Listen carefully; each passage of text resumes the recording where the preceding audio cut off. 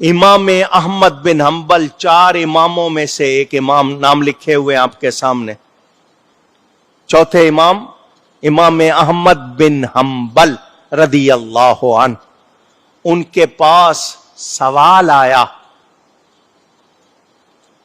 یزید کے اشعار، اس نے کربلا کے واقعے کے بعد جو شعر لکھے، میرے والد صاحب کی کتاب شام کربلا میں پڑھ لینا، وہ شعر بھی لکھے ہوئے ہیں۔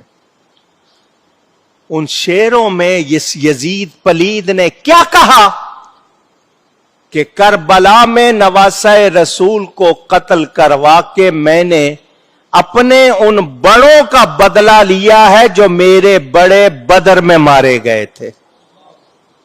مسلمانوں نے جنگ بدر میں میرے جن بڑوں کو مارا تھا، میں نے نبی کے بیٹے کو قتل کر کے ان کا بدلہ لیا ہے، معاذ اللہ۔ ایک بات، دوسری بات اس کے ایک شعر میں ہے کہ نبی پر نبوت نازل نہیں ہوئی تھی، وہ ایسے ہی اعلان کرتے رہے کہ میں نبی ہوں، وہ نبی نہیں تھے، معاذ اللہ۔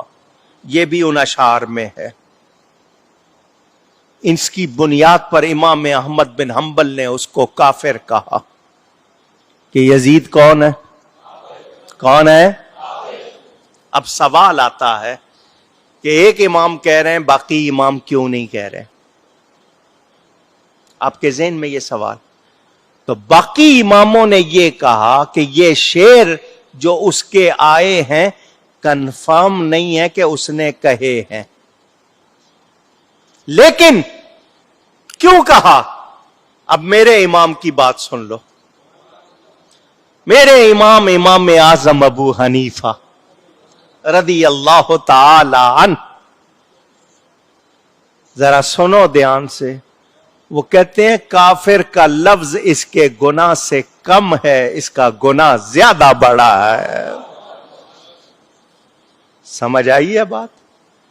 کہ کافر کہہ دینے سے ہماری تسلی نہیں ہوتی ہے، اس کا جرم بہت بڑا ہے، وہ لفظ نہیں ہے ہمارے پاس جو اس کو کہے۔ تو میں پورے ایمان کے ساتھ کہہ رہا ہوں، نبی کی محبت میں کہہ رہا ہوں، یزید پلید کو ہم کافر نہیں کہتے مگر کافروں سے برا جانتے ہیں۔ وہ کافروں سے بھی برا، جو اس کی حمایت کرتے ہیں وہ میرے نبی کو اذیت پہنچاتے ہیں۔